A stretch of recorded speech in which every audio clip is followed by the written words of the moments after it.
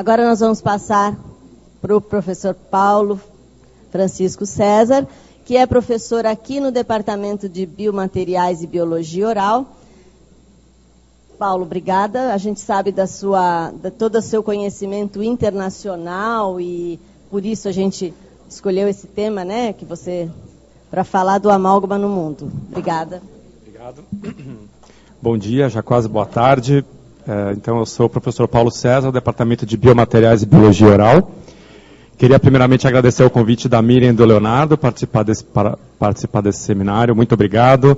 Dizer que foi uma honra falar aqui junto com o professor Wilson Garoni, que é muito interessante, mesmo não tendo sido contemporâneo seu no meu departamento, a gente vê a sua influência nos outros docentes que foram contemporâneos seus contemporâneos no departamento.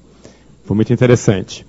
Então, eu fiquei encarregado de dar uma visão do amálgama no mundo e, para fazer isso, eu resolvi falar do seminário que o IADR promoveu sobre inovação em materiais dentários. E esse é o código, é o QR Code, que quem fotografar com o seu aplicativo, não sei se todo mundo entendeu, tem gente que ainda não conhece esse sisteminha, você precisa ter um aplicativo que se chama o leitor de QR Code, que você carrega nas melhores lojas do ramo, da App Store e Google Play, e você apontando o aplicativo para esse código, você carrega esse PDF diretamente no seu celular. Aí você pode acompanhar a aula, você pode deletar se você não gostar. E aqui tem o meu e-mail, quem quiser se comunicar comigo e quiser ter acesso aos documentos, aos materiais que eu usei para produzir a aula. Então, eu queria começar, para falar do uso do amálgama no mundo, eu queria contar a história de como é que eu fui parar nesse seminário de inovação de materiais promovido pelo IADR e pelo FDI. Então, eu dei uma sorte muito grande, porque quando o IADR foi no Brasil em 2012, eu assumi a presidência do grupo de materiais dentários do IADR. É um grupo que se chama DMG, é Dental Materials Group do IADR. E eu dei muita sorte, porque eu entrei o IADR foi em junho naquele ano, e em dezembro eles resolveram fazer o seminário, então, e para fazer esse seminário eles chamaram as lideranças de pesquisadores, lideranças da ONU, da UNEP, e aí como eu era o presidente do grupo, eu acabei sendo chamado e tive a oportunidade de participar desse seminário, que foi chamado The Dental Materials Innovation Workshop, e foi um seminário que tem, como eu vou mostrar para vocês, ele teve objetivos muito específicos, mas ele também ele foi realizado num momento muito oportuno, imediatamente antes da INC5, que eu vou explicar para vocês o que é, e foi dentro desse seminário que foi construído aquele texto do anexo C, que o Rafael mostrou, da Convenção de Minamata, e foi um momento muito interessante assim, da minha carreira poder participar dessa conjugação política de ONU, UNEP, FDI, IADR, os pesquisadores das universidades para compor esse texto. Então, o seminário foi realizado nos dias 10 e 11 de dezembro de 2012. Quem patrocinou esse seminário foi o IADR, o King's College of London, porque foi lá que foi realizado o seminário, e o FDI. E ele tinha objetivos muito específicos, que eram identificar as lacunas existentes nos materiais atuais, que precisariam ser melhoradas nos materiais dentários, restauradores diretos, identificar áreas promissoras de pesquisa nesses materiais, e desenvolver um plano de ação global para que a gente pudesse desenvolver esses materiais de uma forma que fosse sustentável, que é a palavra bastante em voga dentro da ONU para esse contexto, e que fossem viáveis economicamente, como a gente acabou de ver aqui na questão da SUS, a gente precisa ter, se você vai desenvolver um novo material, ele precisa ser viável economicamente. Mas esse seminário, para eu dizer por que ele aconteceu, eu preciso contar a história das reuniões anteriores a ele, para vocês entenderem o contexto desse seminário. Então eu vou tentar rapidamente contar o contexto histórico de por que ele aconteceu. Então, tudo começou em 2007, quando a UNEP, a United Nations Environmental Program, que tinha uma tradução na sua aula, que é a parte da ONU que cuida das questões ambientais, né, e da sustentabilidade.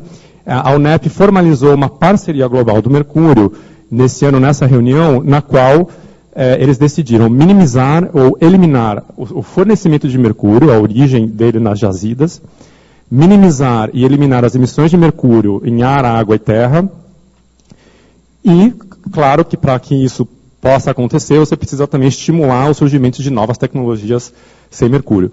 E é interessante que a UNEP, por ela parava o mercúrio imediatamente agora e o amálgama não ia ser mais utilizado. Essa é a posição dos ativistas, como o Rafael mostrou, e da UNEP em relação a esse tema.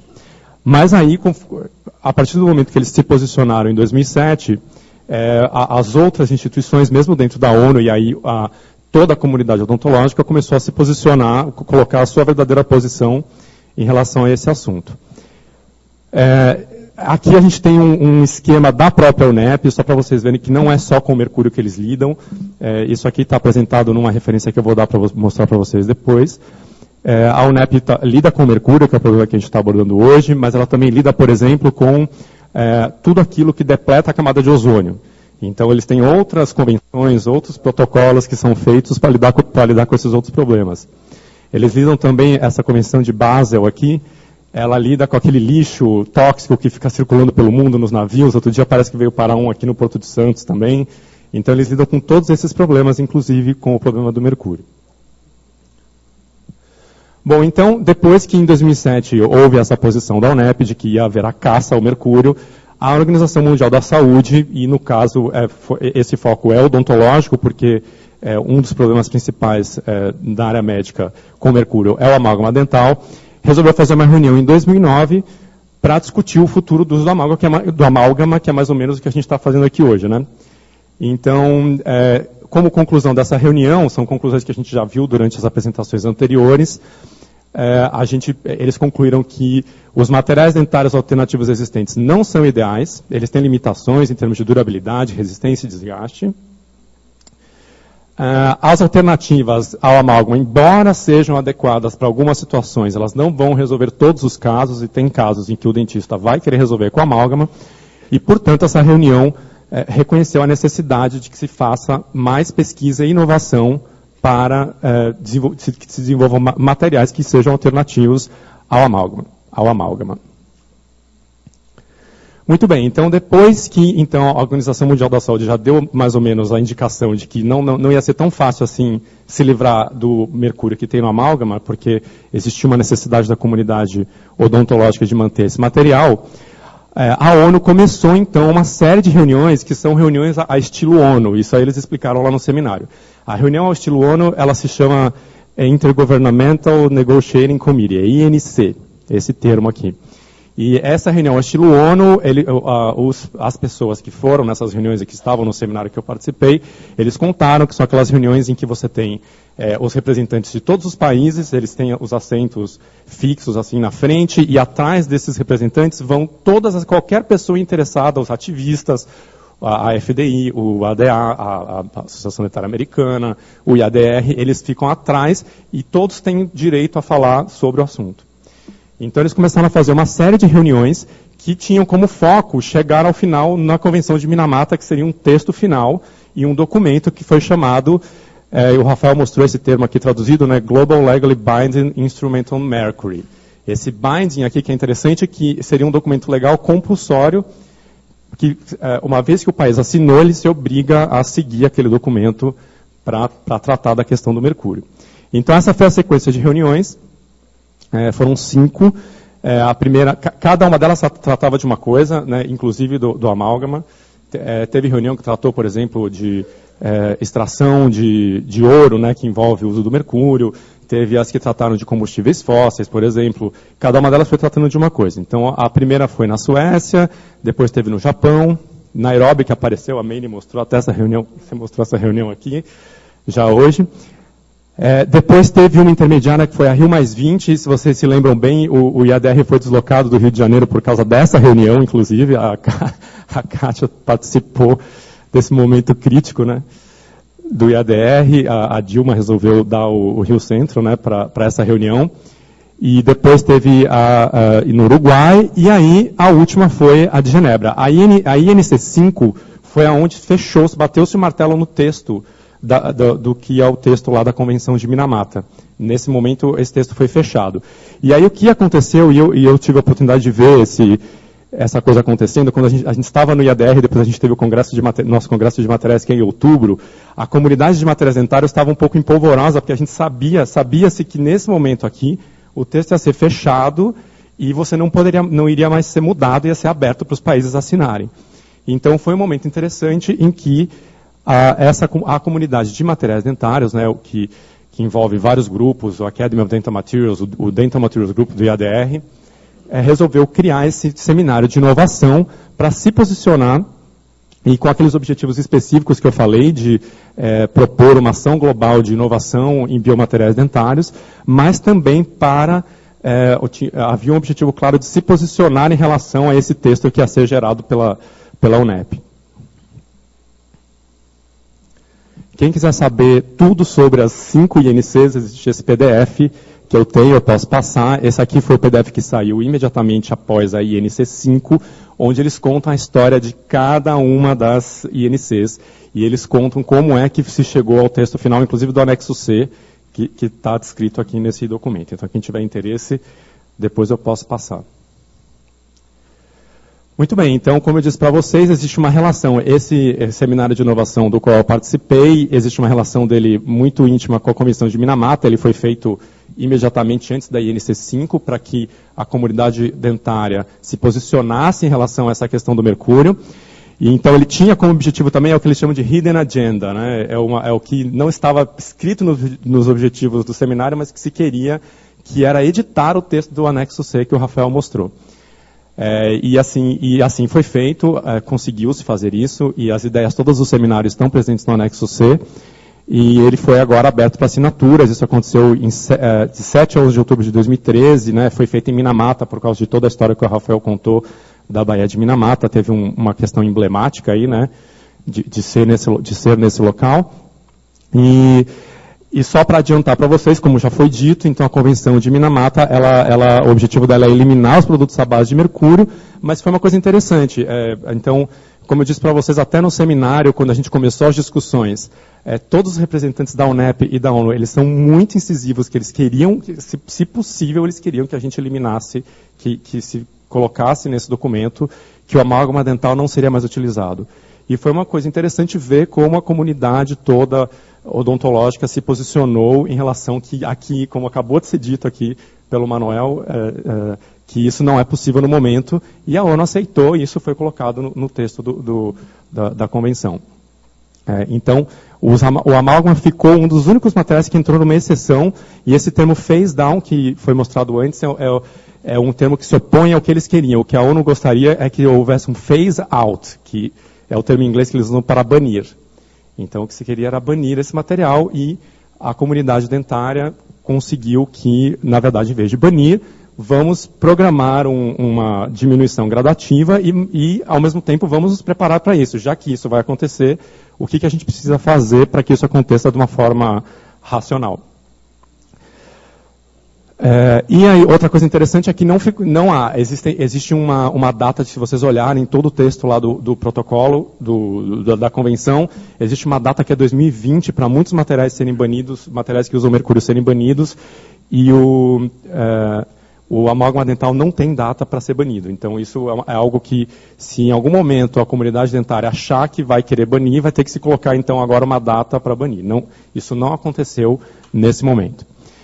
Então, foi assim que, em dezembro de 2012, como dizem minhas alunas de mestrado, eu mandei beijinho no ombro para os inimigos e fui parar no King's College of London para esse seminário. Foi um seminário muito interessante, eu nunca tinha participado de uma coisa como essa, em que foram convidados os representantes da ONU, da Organização Mundial da Saúde, da ONU, da parte da ONU que cuida do meio ambiente, que é a UNEP, os representantes do IADR, no qual me incluía, representando o grupo de materiais, os representantes da FDI, os representantes dessa IFDEA, que são os representantes dos professores de todo o mundo, que ensinam nas faculdades de odontologia, os pesquisadores de materiais dentários, e os representantes de agências de governo. Então tinha o representante do NIH, estava lá, o representante do ADA e outras agências governamentais da Europa também.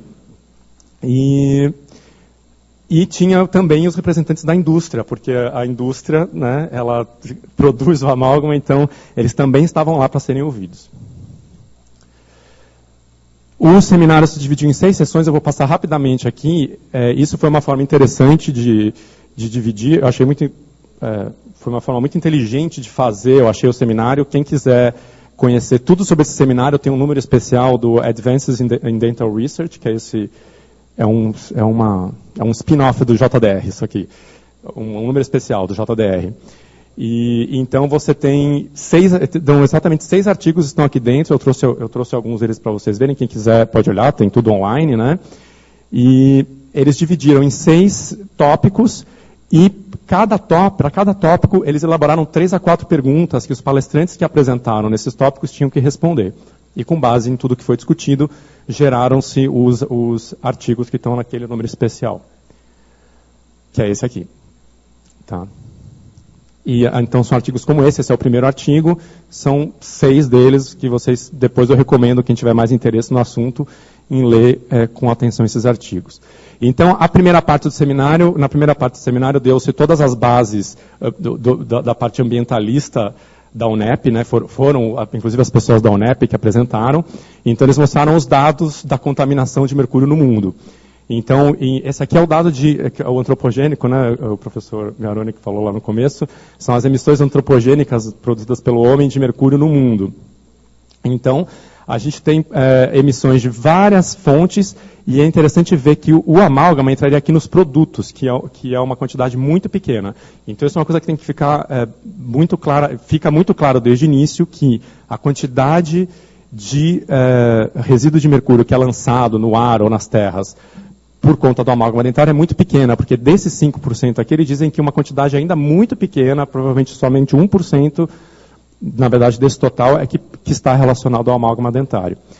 A UNEP tem esse esquema de como que o amálgama dentário é descartado na natureza. Então, tem uma parte que é incinerada e vai para o ar, tem as partes que atingem as águas, o solo. E, segundo esse esquema, a odontologia contribui apenas com 0,4 toneladas de mercúrio ou derivados para o meio. Isso foi um dado de 2004.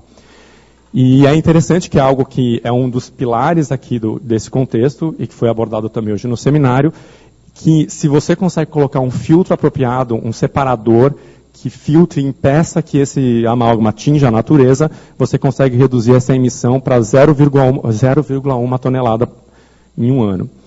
Então, depois quem tiver interesse também pode olhar esses dados, estão todos nesses artigos. O grande problema da caça às bruxas, eu tenho essa tabela gigante aqui, mas a gente só vai prestar atenção no fato de que eles colocam os materiais restauradores diretos aqui em cima e que o único deles que tem um risco para o ambiente é o amálgama. Então esse é o problema que a gente não consegue resolver. É um risco pequeno, mas como ele existe, você na hora que preenche a tabela, você responde risco potencial, risco ambiental. É o único que recebe sim. Então, isso é o que faz com que os ambientalistas venham atrás do amálgama, e aí faz com que a gente se ponha nessa situação de ter que discutir tudo isso. Mas o risco é muito pequeno. Outros dados relacionados ao amálgama e o ambiente colocados pela UNEP. É muito importante, grande parte da utilização está relacionada à extração de ouro, então eles não conseguem nem avaliar muito esses dados com certeza, porque tem muito mercado negro disso aqui que não está nem listado. Então, mas a maior parte está relacionada à extração do ouro, à mineração do ouro. E aí, claro, nesse contexto, os efeitos odontológicos parecem ser pequenos, como o Rafael já tinha colocado. Só que é pequeno, mas existe. Então, portanto, né, a gente tem que se preocupar em reduzir esse impacto o máximo que der. Aqui só para colocar, né, foi falado também das lâmpadas, isso foi discutido muito no seminário, que há a consideração política. Então, assim, as lâmpadas que contêm mercúrio, elas precisariam ser banidas também, mas elas não entram na listagem do que vai ser banido, porque elas economizam muita energia. Então você pega um país como, eu ia falar a China, mas você pode falar até o Brasil, mas vamos pegar a China, o quanto se economiza de energia por causa dessa lâmpada que tem mercúrio, eles preferem manter e lidar com esse mercúrio. Então, isso é uma questão importante que tem que ser considerada também, né, quando se fala disso. Na segunda parte do seminário, ela foi liderada pelo professor Stephen Bain, que é um professor lá de Michigan, E ele construiu, né, quais seriam os parâmetros ideais para um material dentário. Então, aqui a gente começa a ir no caminho da inovação. Já que nós vamos ter que estimular o desenvolvimento de uma alternativa para o amálgama, qual seria... vamos primeiro pensar quais são as características de um material ideal. Então ele coloca alguns dados, até algumas coisas acho que o professor Garoni já falou. Nenhum material sobreviveu tão bem ao teste da história como a amálgama, e poucos materiais perdoam a habilidade do operador e as influências do paciente como a amálgama. Nenhum material dentário oferece a mesma combinação de facilidade e manuseio e longevidade clínica. E aí ele colocou uma pergunta que eu não vou nem explorar, eu vou deixar para a gente fazer na parte da discussão. Eu tinha algumas perguntas que foram discutidas lá que a gente podia discutir aqui e ver a nossa opinião. O que é mais importante para o desenvolvimento de um material dentário? Um desempenho que seja apenas bom, mas que funcione para a maioria dos profissionais, ou um desempenho excelente, mas que só funciona na mão dos formadores de opinião, né? Então, é isso que a gente precisa pensar quando a gente vai desenvolver um material que a gente quer que atinja o mundo inteiro. E a gente teve a reunião do Grupo Brasileiro de Materiais Dentários em Pelotas há 2 meses, mais ou menos. E eu sempre fico criticando aquele pessoal que fica tirando foto de aula, que nem eu fiz hoje. Eu já mudei de ideia, porque isso aqui foi parar no Facebook, a aula do professor Stephen Bain, que ele deu uma aula lá em Pelotas. E ele colocou esses slides, uma das participantes postou no Facebook que ela achou interessante. Olha, ele fez aquela listagem que o professor de materiais dentários sempre faz, de qual é o material ideal, né? Então, alta tenacidade à fratura, biocompatível, autoadesivo. Então, tem uma lista enorme de pré-requisitos. Mas ele falou que, na verdade, se você quer lançar um material que vá ter uma inserção global e que vá funcionar em todo canto, seja no SUS daqui, no SUS da China, e lá no meio do deserto... você vai esquecer essa lista, e ele veio com o conceito do SICA, que seria um material que tem que ser simples, intuitivo, barato e aplicável em qualquer situação. Então é um conceito interessante que ele colocou, que já é um resultado, ele deu essa aula já também 2 anos depois do seminário de inovação, e ele veio com esse conceito. Bom, ainda dentro do que seria o material ideal, dos requisitos, o professor Ricardo Carvalho, que trabalhava em Bauru antigamente, agora está em Vancouver, ele trabalhou muito tempo na Bisco, né, que é uma empresa que produz diversos tipos de materiais, então ele lidou com os problemas de se exportar materiais para o mundo todo. Então ele colocou alguns problemas que, mesmo que você desenvolva um material ideal, você ainda vai ter que pensar como é que você faz para esse material ideal chegar em diferentes regiões do mundo. Então, ele colocou a questão, ele tinha que responder a pergunta do que impede, né, de um material restaurador bom chegar no mundo inteiro. Um dos principais problemas, por exemplo, são as regulamentações locais. Nós aqui temos a Anvisa, por exemplo, temos aqui representantes da empresa que podem nos contar depois as dificuldades que são você regulamentar, aprovar um material do exterior aqui via Anvisa. Então, com todas essas dificuldades, existem dados mostrando que apenas 60% da população mundial acaba tendo acesso ao que há de melhor na odontologia, tá? Ou que seria uma saúde oral apropriada. Então, é uma discrepância muito grande no mundo todo de quem realmente consegue receber o tratamento apropriado. E o Ricardo colocou que uma abordagem que poderia funcionar para facilitar a chegada dos materiais nas diferentes regiões do mundo seria que as empresas tivessem indústrias locais produzindo aquele material, e aí você não teria tanto problema de regulamentação para aquele material chegar nos locais. Bom, essa parte aqui foi a minha parte predileta, porque é a parte de inovação propriamente dita em materiais. Eles apresentaram, não vou me estender, eles apresentaram as principais tecnologias que estão sendo apresentadas pelos engenheiros de materiais para o surgimento de novos materiais. Quem tiver interesse, vai nos artigos e vai ler. Então, uma das partes mais interessantes é a parte da biomimética, em que você, em vez de tentar restaurar um dente com uma resina composta, que é um polímero com partículas de carga esférica, você tem que pensar em imitar a arquitetura complexa do esmalte dental, com prismas entrelaçados, cristalinos e tudo mais que a gente tem direito. E esse conceito foi apresentado pelo Rafael Libanori. Mas vocês podem ver mais dentro do paper.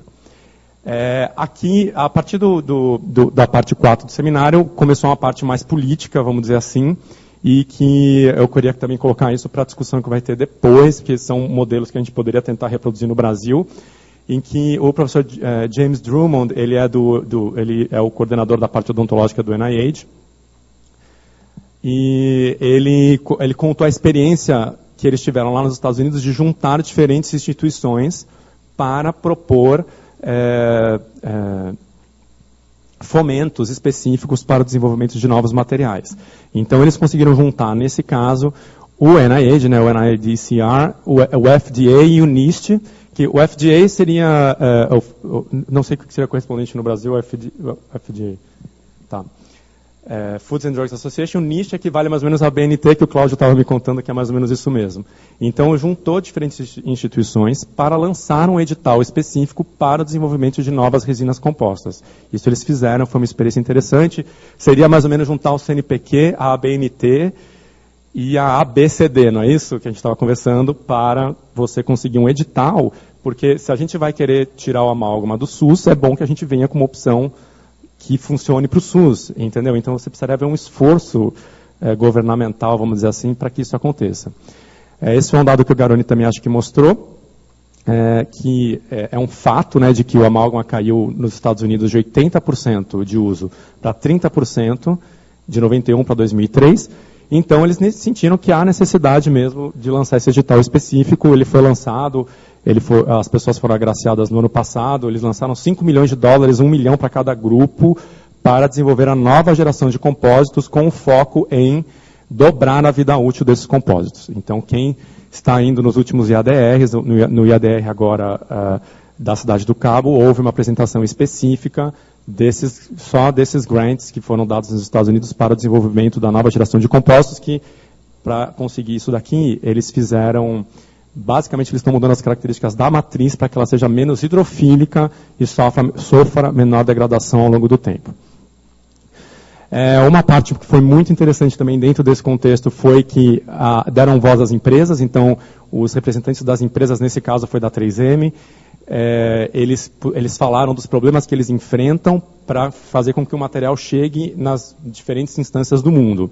Então, são vários problemas. Assim, eles enfrentam uma quantidade enorme de obstáculos regulatórios. Existe pouca concordância entre quais testes devem ser feitos para aprovar um material. Então, aquilo que é feito na Europa não vale para o Brasil. Então, cada lugar onde eles vão entrar com o material, eles têm que passar por uma bateria de testes diferentes. Isso acaba causando uma limitada distribuição geográfica desses produtos. E eles acabam decidindo, eles inventam o melhor material que poderiam, vamos supor, eles acharam o substituto do amálgama. Eles acabam não conseguindo vender na Índia, porque é tão complicado chegar lá, eles gastam tanto dinheiro para o material chegar lá, que não vale a pena para eles. Então, eles acabam privando algumas regiões geográficas do material, porque eles não têm a condição de fazer aquele material chegar lá. Aqui tem o problema também de grande demora dos registros, em países como Brasil, Coreia, Taiwan e China. Isso aqui a gente acompanha os nossos colegas que trabalham nas empresas, o que eles sofrem mais, né, do que 2 anos, muitas vezes, para a Anvisa liberar um material que já é aprovado nos Estados Unidos, por exemplo. E aí eles colocaram que o tempo necessário para a geração de um novo produto até que ele fique disponível no mercado varia de 2 a 10 anos, segundo os cálculos deles. Aqui algumas perguntas. Esse é o tema, inclusive, do nosso seminário, né, que é a parte de educação. Então, esse professor aqui, ele cuida dessa instituição a Associação dos Professores de todo mundo que ensinam odontologia, e ele colocou o seguinte questionamento: será que as faculdades de odontologia devem ensinar os mais recentes materiais promovidos pelos líderes de opinião para melhor preparar os alunos para o futuro consultório dentário? Então fica para a gente discutir à tarde. E esse professor da FDI, ele colocou a questão de como fazer com que, se você inventa um novo material, como é que você faz, como é que você treina os dentistas do mundo todo também para que eles usem e substituam a amálgama por esse material, com cursos de extensão, etc. Então, são 2 perguntas que a gente também tem que responder caso a gente queira fazer essa diminuição do uso do amálgama. Para todos os envolvidos aqui na escola, nas mudanças que ainda estão acontecendo no nosso currículo, eles apresentaram esse currículo europeu de cariologia. Então, os professores da dentística acho que podem se manifestar depois. O que chama atenção nesse currículo é o fato de que a parte de prevenção ela tem o mesmo peso da parte de tratamento da doença. Então, depois a gente pode abrir também isso aqui para discussão. Vocês podem dizer melhor como é que a FUVUSP hoje está tratando essa questão de prevenção, porque como já foi dito e como vai ser colocado aqui na conclusão, a prevenção, aqui nesse slide, a prevenção é um dos pilares também dessa questão. Então, esse item 5 aqui foram as conclusões do Chris Fox, que é o diretor executivo do IADR. E então o IADR ele vem apoiando essa posição de que o amálgama continue disponível como material restaurador, porque ele é importante para a saúde pública. E qualquer redução que você vai fazer nesse material vai ter que vir desse tripé que eles falam, né? O tripé importante você vai ter que ter o foco contínuo em prevenção, porque se os países que baniram, que foram mostrados, os países nórdicos que baniram a amálgama, eles baniram porque eles são os pioneiros em prevenção. Então eles já têm uma população de baixo índice de cárie, né?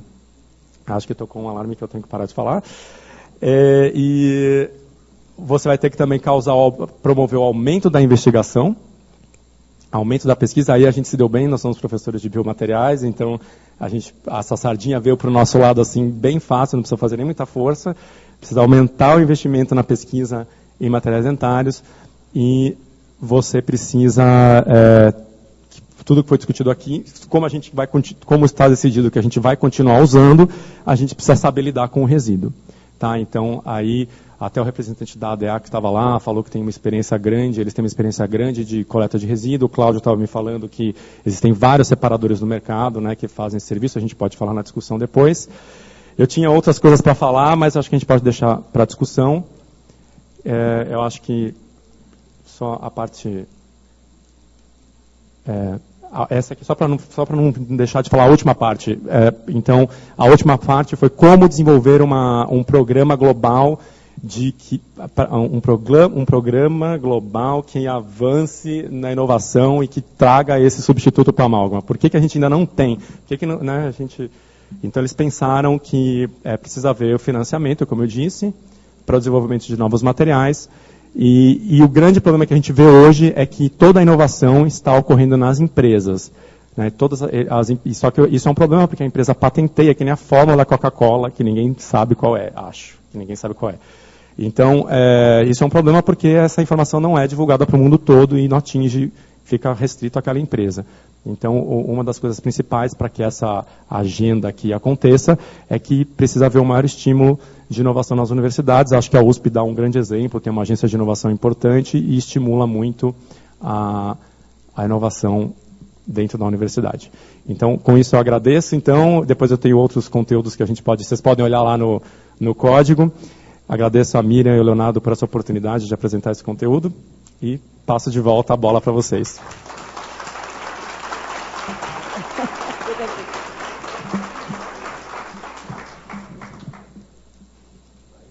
Professor Paulo, obrigada pela sua participação. Passo aqui o seu certificado e um presentinho. A gente não tirou muitas fotos. E obrigada, professor Paulo.